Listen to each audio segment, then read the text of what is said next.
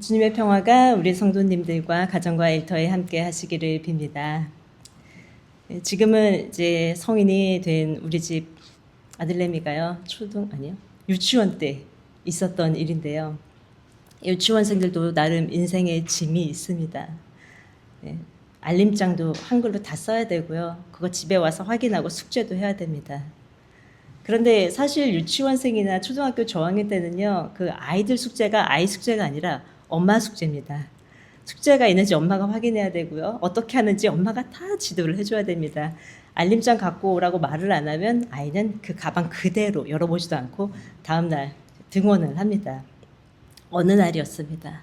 아이가 하원을 하고 조금 쉬고 간식도 먹고 시간이 지나서 야, 누구야 숙제하자 했더니 좀 이따가 그걸 컴퓨터를 합니다. 유치원생도 컴퓨터 잘합니다. 그리고 좀 이따가 누구야 이제 숙제해야지. 잠깐 좀 이따가 그러고 또 이제 TV로 뽀로로를 봅니다. 그리고 이제 빨리 씻고 자야 되니까 또 좀 이따가 누구야 숙제해야지 했더니 지금 말고. 그때 저는 이제 말했습니다. 엄마 말 왜 이렇게 안 들어? 그건 내가 갑자기 아이가 막 울기 시작합니다.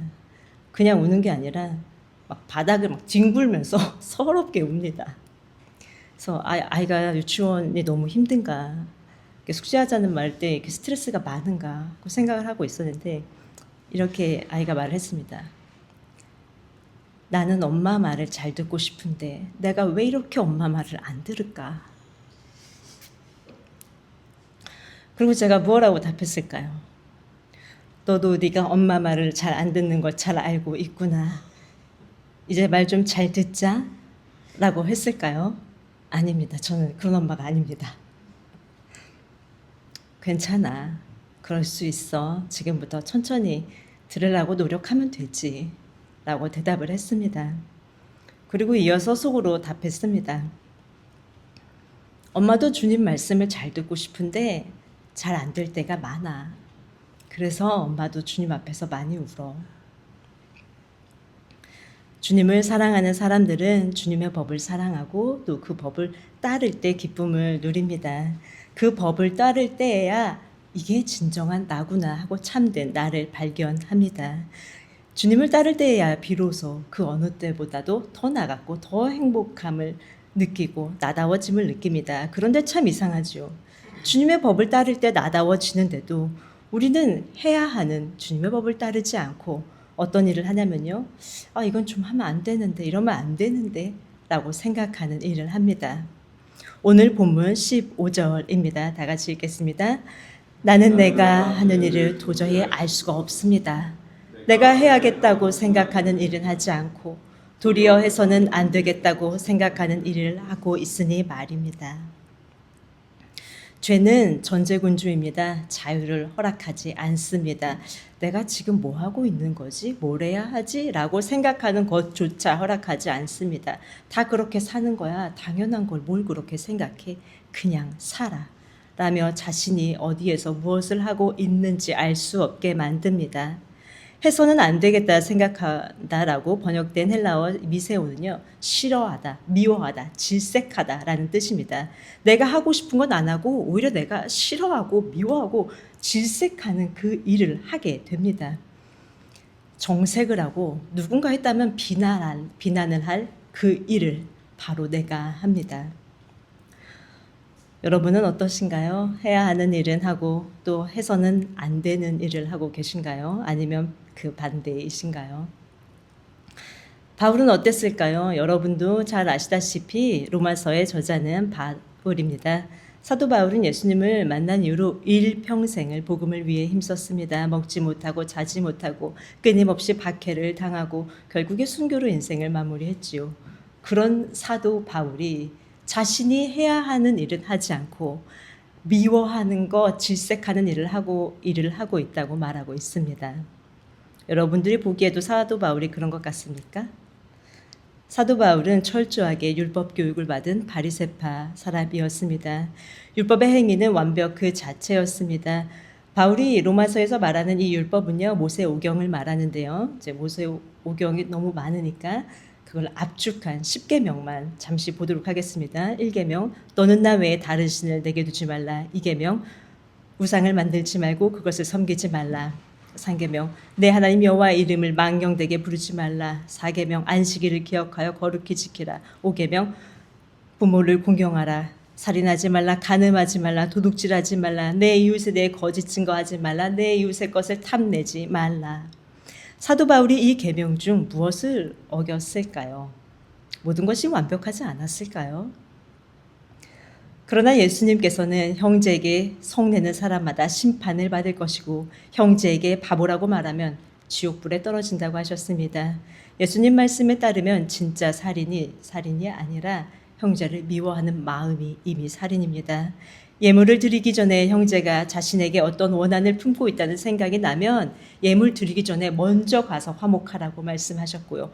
음욕을 품으면 이미 간음한 것이고 거짓 맹세뿐만 아니라 맹세 자체를 금하셨습니다. 원수를 사랑하고 자선을 베풀 때는 오른손이 하는 일 왼손이 모르게 하라 하셨고요. 율법을 완성하신 예수님께서는 행위뿐만 아니라 마음의 동기가 우리의 행위와 완전히 합치되는 것이 율법을 지키는 거라고 말씀하셨습니다. 바울은 그런 율법의 참 의미를 알았기 때문에 자신이 싫어하는 일을 행하고 있다며 괴로워합니다. 탐심은 그냥 부러워하는 정도의 마음이 아닙니다. 탐심에는 시기와 자기연민, 불평, 투덜거림이 따릅니다. 왜 저 사람은 되는데 나는 안 되지? 왜 저 사람은 저만큼 가지고 있는데 나는 이거밖에 안 가지고 있지? 탐심으로 인해서 질투, 미움, 열등감이 따라옵니다. 하나님께서 주신 것에 만족하지 못하고 더 많은 것을 바라는 것이 탐심이고 그것이 우상 숭배입니다. 더 많이, 좀 더 많이 가지려고 하는 그 열망이 우리 인생의 수고하고 무거운 짐이며 그 짐을 내려놓아야 자유롭고 가벼워집니다. 히브리서 13장 5절에서는 돈을 사랑함이 없이 살아야 하고 지금 가지고 있는 것으로 만족해야 합니다. 왜냐하면 주님께서 친히 말씀하시기를 내가 결코 너를 떠나지 않고 버리지도 않겠다 하셨습니다. 라고 하셨고요. 디모데전서 6장 자족할 줄 아는 사람에게는 경건은 큰 이득을 줍니다. 우리는 아무것도 세상에 가지고 오지 않았으므로 아무것도 가지고 떠날 수 없습니다. 우리는 먹을 것과 입을 것이 있으면 그곳으로 만족해야 할 것입니다. 라고 기록되어 있습니다. 이삭이 자라서요 어느 날 장가갈 나이가 되었습니다. 아버지 아브라함이 고향 땅에서 며느리 될 사람을 구해오고 싶습니다. 그래서 종을 보내서 고향 땅에 우리 아들을 위해서 며느리감을 구해 오십시오 하고 종을 보냈습니다. 그 종이 너무 좀 막막하지 않습니까? 어떻게 나한테 이런 큰 인물을 어디 가서 처녀를 구해오지? 앉아서 기도를 합니다. 주님, 내가 우물가에서 물을 달라 할 때 나에게도 물을 주고 내 낙타한테도 물을 먼저 주겠다고 하는 그 처녀가 있다면 주님께서 정해준 사람으로 알겠습니다. 라고 기도를 마치자마자 한 아가씨가 나타나서 리브가가 나타나서 종이 기도한 대로 하고 종이 이야기를 다 듣고 나더니 그 여인은 바로 아브라함의 동생의 딸이었습니다. 고향 친척집에 가서 바로 아내를 구해올 수 있었습니다. 이게 될까 싶었던 일인데요. 너무나 순적하게 일사천리로 진행이 되었습니다. 이처럼 주님께서는요. 이미 우리에게 모든 것을 예비해 주셨습니다. 그렇게 우리는 항상 현재에 만족하며 살아갈 수 있는 존재로 우리를 지으셨건만 우리는 성경의 가르침과는 달리 불안해합니다. 주님만으로는 안정감이 없습니다. 내 손에 가지고 있어야 하고 내가 무언가 확신할 수 있는 것이 눈에 보여야 안정감을 느낍니다. 그래서 내가 채우려 하고 주님을 의지하기보다 조금 더 아니요 더 많이 더 가지려고 합니다. 주님께서 가르쳐 주신 대로 살고 싶은데 우리는 왜 마음 다르고 행동 다를까요? 왜 계속해서 해서는 안 되는 일을 하게 될까요? 그 이유는 다음과 같습니다. 17절 그렇다면 그와 같은 일을 하는 것은 내가 아니라 내 속에 자리를 잡고 있는 죄입니다. 20절 내가 해서는 안 되는 것을 하면 그것은 하는 것은 내가 아니라 내 속에 자리를 잡고 있는 죄입니다. 우리 속에 자리를 잡고 있는 죄 때문에 때때로 우리는 마음과 행동이 일치되지 않습니다. 하고 싶은 것은 하지 않고 미워하는 것을 하면서 정체성의 혼란을 겪습니다. 사랑을 받은 자답게 사랑하고 싶은데 무관심하고, 다 품어주고 싶은데 날카롭게 반응하고, 주어진 것으로만 만족하고 싶은데 욕심이 생깁니다. 죄 때문에 마음과 행동이 일치되지 못하는 삶을 살고 있다면, 그럼 이 죄는 도대체 어떻게 우리 안에 들어오게 되었을까요? 하나님이 우리를 만드실 때 죄도 한쪽 편에 두신 걸까요? 하나님이 우리를 만드실 때 이렇게 하나님의 법과 죄의 법 사이에서 괴롭게 살 수밖에 없는 존재로 우리를 만드신 걸까요? 아닙니다. 인간의 잘못으로 인해서 아담 한 사람으로 인해 죄가 들어왔습니다. 그러나 예수 그리스도께서 우리를 대속하심으로 생명을 주셨습니다. 아담을 통해서 죄가 들어오고 예수 그리스도를 통해서 생명이 들어왔습니다. 그래서 우리는 아담의 죄와 예수님께서 주신 이 생명 사이에서 마음의 갈등을 겪습니다. 주님께서 우리에게 생명을 주셨는데 왜 죄가 아직도 있을까요? 그러면 주님이 죄보다 약한 겁니까? 라고 질문하실 수도 있습니다. 주님께서 우리에게 생명을 이미 주셨지만 그 생명이 아직 완성되지는 않았습니다. 영원한 생명, 곧 구원은 주님께서 다시 오시는 날에 최종적으로 완성됩니다. 다시 말하면 우리는 이미 구원받았지만 아직 구원이 이루어지지 않았습니다. 그래서 그 사이에서, 이미와 아직 사이에서 우리 안에는 죄도 거하고 성령도 거합니다. 그러므로 우리가 하나님의 법과 죄의 법 사이에서 느끼는 자아 분열감은 역설적이게도 구속의 결과, 십자가의 결과입니다. 십자가가 없었더라면 죄의 정체성, 노예의 정체성으로만 살았을 테니까요. 조선 말기에요, 리진이라는 궁중무희가 있었습니다. 제1대 우리나라에 왔던 프랑스 공사 콜랭 드 프랑시라는 사람이 있었는데요. 그 사람이 리진이 춤을 추는 걸 보고 완전히 반했습니다. 그래서 고종에게 말합니다. 내가 저 여인과 결혼해도 됩니까? 고종이 허락을 합니다. 그리고 플렁시가 공직을 마치고 리진과 결혼을 해서 함께 프랑스로 돌아갔습니다. 당시 조선은 신분제 사회였죠. 그리고 궁중무희는 그 신분제 사회에서도 가장 낮은 계급의 노비에 속했습니다. 리진은 이곳에서 노비로 살다가 프랑스에 도착을 했습니다. 프랑스 어땠나요? 도착했더니 막 기차가 달리고 있고요. 복막시에 백화점이 있습니다. 모든 사람들이 다 자유롭고 평등했습니다. 심지어 여성도요. 리진은 프랑스에서 인권, 자유, 평등이라는 가치에 대해서 눈을 뜨게 되고 한 사람의 자유인이 되었습니다. 프랑스어도 금방 배워서요. 남편이 프랑스 공사니까 상류층 사람들과 어울리게 되고 또 살롱 문화에서 토론을 합니다. 그런데 플렁시가 다시 한국으로 발령이 났습니다. 3대 공사로 다시 오게 되는데요. 그렇기 때문에 리진은 다시 남편과 함께 조선으로 오게 되었습니다. 그러나 공사의 아내였지만 조선에서는요, 노비가 외국인과 결혼을 했다고 해서 그 신분이 변하지는 않았습니다. 조선에 들어온 리진은 다시 노비의 신분이었습니다. 그리고 다시 나라에 끌려가서 강제로 궁중무희가 되었습니다. 플렁시는 나라를 위해 일하는 공사였기 때문에 첩보의 위험이 있는 사람과는 결혼할 수가 없었거든요. 근데 리진이 아무리 노비였다 하더라도 프랑스에서 볼 때는 이 리진은 조선 정부에 소속된 사람입니다. 그렇기 때문에 결혼식을 했어도 부부로 등록을 할 수가 없었습니다. 불가했습니다. 리진이 끌려감에도 불구하고 부부라는 아무런 증표도 없기 때문에 플렁시는 리진을 도울 수 있는 근거도 없었고 도울 수가 없었습니다. 다시 노비가 된 리진은 이미 맛본 자유와 또 현실에서 오는 괴리감으로 인해서 끝없이 좌절합니다. 문화, 예술, 철학에 대해서 논하던 그 자유인이 다시 참담한 노비의 삶을 살면서 그 삶을 받아들일 수가 있었을까요? 결국 리진은 스스로 생을 마감합니다.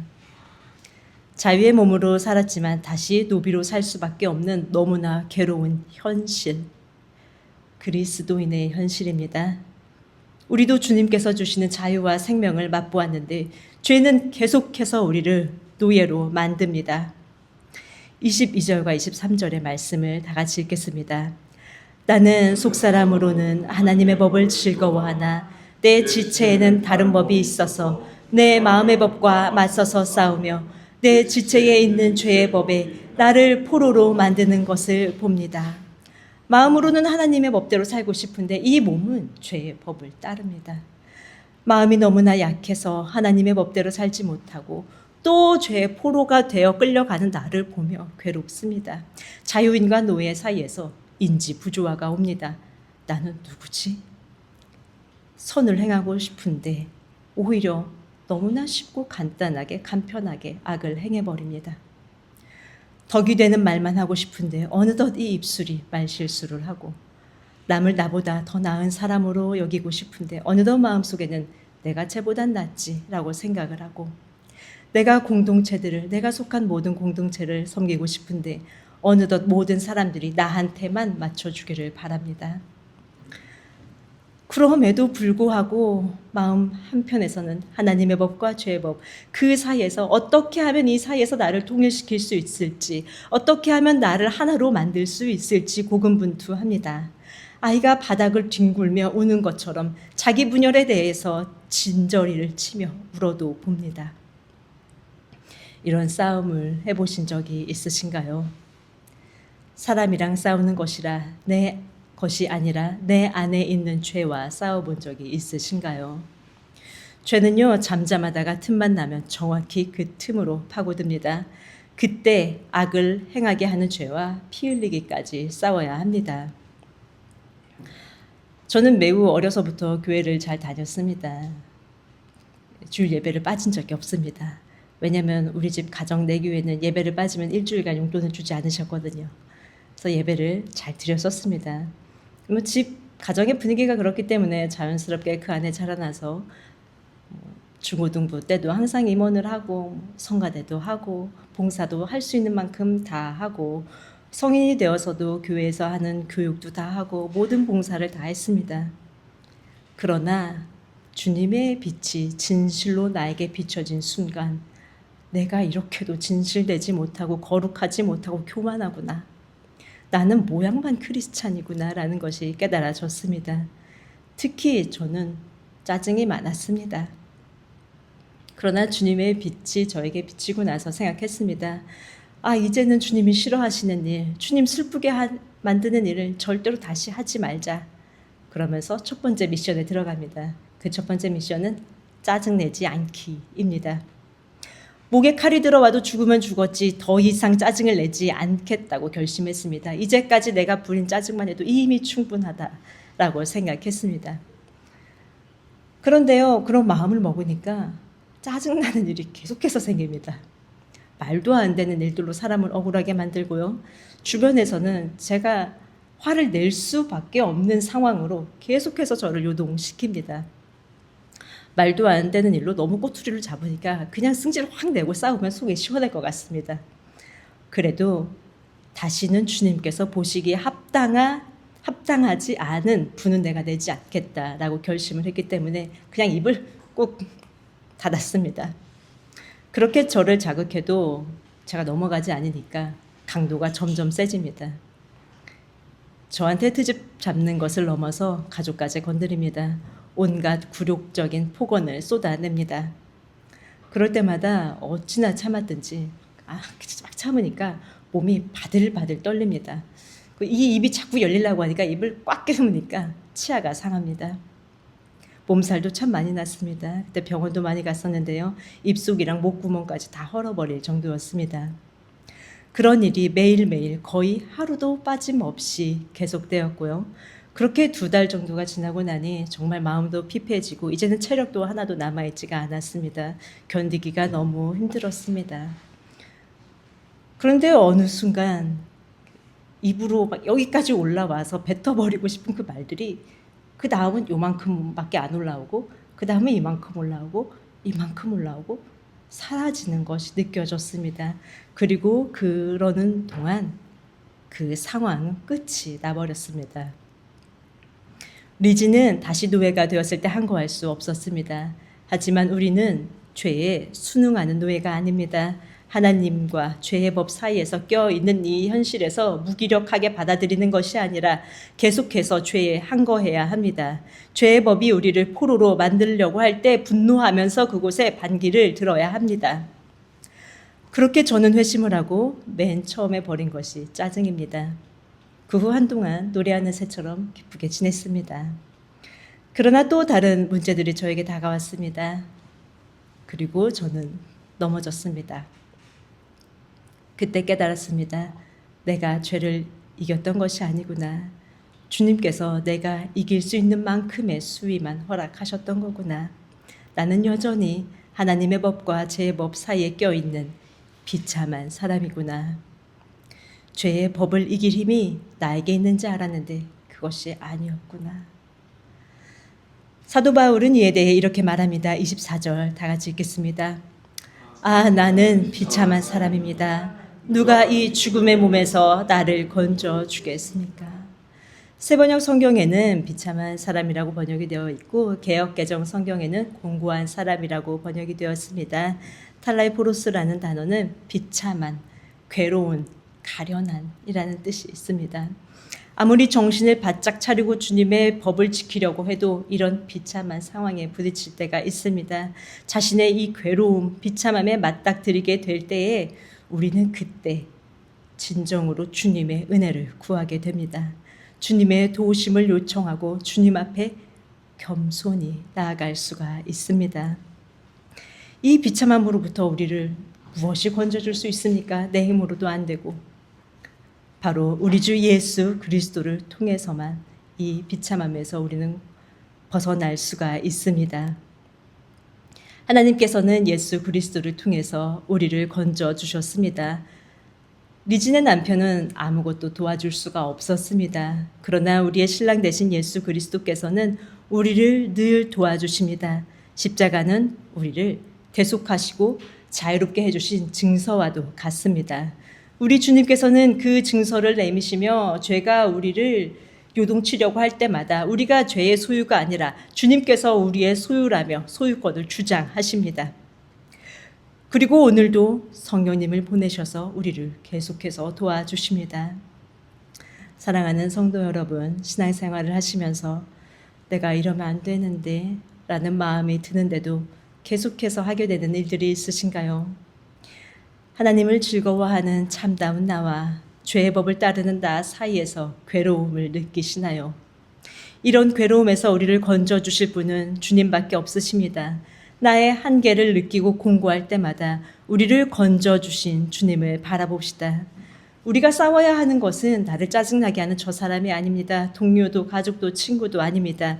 표면적으로 드러나는 그 무엇이 아니라 그 안에서 역사하는 죄의 세력과 싸워야 합니다. 내 안에서 끊임없이 나를 노예로 삼으려고 하는 그 죄와 싸우십시오.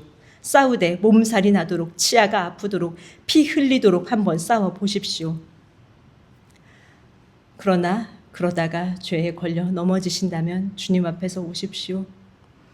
주님, 나는 주님 말을 잘 듣고 싶은데 왜 이렇게 내가 주님 말을 잘 안 들을까요? 가슴을 찢으며 오십시오.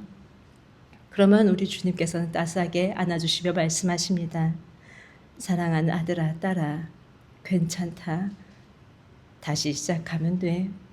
내 뒤로 한 걸음씩 잘 따라오렴. 내가 지켜보고 있으니 염려하지 말렴.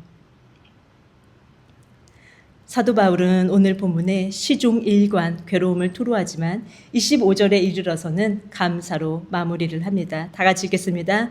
우리 주 예수 그리스도를 통하여 나를 건져주신 하나님께 감사를 드립니다. 아멘. 우리가 주님께 받은 은혜를 깨닫는다면 감사할 수밖에 없습니다. 개인적으로 참 안타까운 사람들이 있습니다. 어떤 사람들이냐면요. 제가 보기에는 하나님께 너무 많은 것들을 받았습니다. 그런데 정작 본인은 그 은혜를 보지 못하고 남들과 비교하면서 불평으로 인생을 다 채워버립니다. 주님께서는요, 감사하는 사람들에게 더 풍성하게 해주십니다. 우리도 그렇지 않나요? 우리가 호의를 베풀었을 때 고마워 라고 하는 사람에게 또 주고 싶지. 내가 호의를 베풀었는데 이게 뭐야, 이거밖에 안 줘? 부족한데 라고 한다면 다음엔 그것도 없습니다. 남들과 비교하면서 주님께서 주신 것에 만족하지 못하면 그것이 탐심이고 우상 숭배입니다. 여러분에게 주신 복을 세어 보십시오. 그 복이 얼마나 많은지 하나씩 하나씩 헤아려 보십시오. 오늘 본문의 사도 바울이 왜 감사하고 있나요? 출세해서인가요? 소원이 이루어져서인가요? 아닙니다. 다만 하나님 없이는 괴롭게 살아갈 수밖에 없는 이 인생을 구원해 주심에 감사드립니다. 외양간에 송아지가 없고 감람나무 그치고 논밭에 송아지가 없어도 오직 주님으로 인해서만 기뻐합니다. 자유와 생명을 주셨는데 그 무엇을 또 바랍니까? 말씀을 정리하겠습니다. 첫째, 그리스도인은 하나님의 법과 죄의 법 사이에서 싸우는 사람입니다. 마음으로는 하나님의 법을 사랑하고 따르기를 원하지만 우리 안에 남아있는 죄는 끊임없이 우리를 종으로 삼으려고 합니다. 이 갈등과 괴로움은요, 오히려 우리 안에 생명이 있다는 것임을 기억하십시오. 둘째, 우리는 스스로 죄를 이길 수 없는 비참한 사람입니다. 그러나 죄에 맞서 싸워야 합니다. 그럼에도 불구하고 아무리 열심히 싸우고 결심을 해도 넘어질 수 있습니다. 그 넘어짐으로 자신의 연약함과 비참함을 깊이 깨달을 때 비로소 자기 힘이 아니라 주님의 은혜와 성령의 도우심을 구하게 됩니다. 셋째, 주님께서는 우리를 끝까지 붙드시고 자유롭게 하십니다. 우리는 죄의 노예가 아니라 그리스도의 소유입니다. 십자가는 우리를 값주고 사신 증서이며 주님은 넘어지는 우리를 정죄하지 않으시고 다시 일으켜 세워 주십니다. 넘어질 때마다 주님 앞에 나가서 우십시오. 그리고 또 용납해 주시고 힘을 주시는 그 은혜에 넘치도록 감사를 드립시다. 오늘 말씀과 같이 넘어질 때마다 주님 앞에서 울고 또 그 앞에 가서 주님께 다시 힘을 얻는 저와 여러분이 되기를 예수님의 이름으로 축복합니다. 아멘. 말씀을 생각하시며 잠시 기도드리시겠습니다.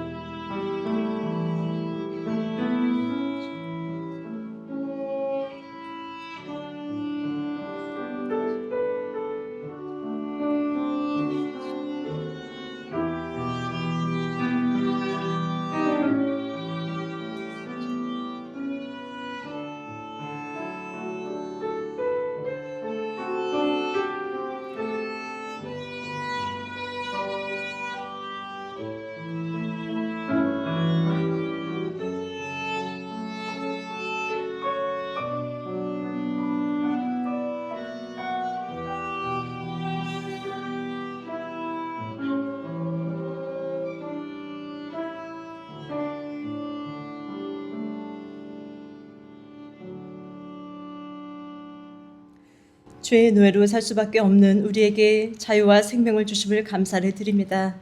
우리 안에 하나님의 법과 죄법이 있을 때 주님 피 흘리기까지 싸우지 못하고 때로는 죄의 법으로 끌려갈 때가 있었습니다. 주님, 우리 안에 있는 탐심으로 인해서, 우리 안에 있는 욕심으로 인해서 하나님을 의지하기보다 내 힘을 의지함으로 인해서 주님 그러한 일들이 생겼습니다. 주님, 우리를 용서하여 주옵소서. 주님을 의지하지 않고 내 힘을 의지 않고 세상 것으로 안정감을 찾으려 했던 것을 용서하여 주옵소서. 주님, 이제는 주님 그 죄의 법 앞에서 싸우되 피 흘리기까지 항거하기를 원합니다. 주여, 주님의 법이 우리를 지배하게 하여 주시옵시고 죄의 법이는 이것이 아니다라고 항거하는 주님의 자녀가 되게 하여 주옵소서. 그러나 주님, 그러함에도 불구하고 우리는 넘어집니다. 넘어질 때마다 주님 우리를 긍휼히 여겨주셔서 사랑으로 안아주시고 감싸주시고 다시 일어날 수 있는 주님의 은혜와 사랑을 부어 주옵소서. 이 땅을 살아가는 동안 넘어졌다 일어났다 또 넘어졌다 일어났다 하면서 주님을 조금씩 더욱 닮아가는 그 과정들이 되게 하여 주옵소서. 더욱더 순결해지게 하옵시고 더욱더 강해지게 하옵시고 더욱더 예수님을 닮게 하옵시고 주님의 아름다우심이 마침내 우리 안에 임하게 하여 주옵소서. 다시 주님 나 배울 날을 간절히 기다리며 예수님 이름으로 기도드렸습니다. 아멘.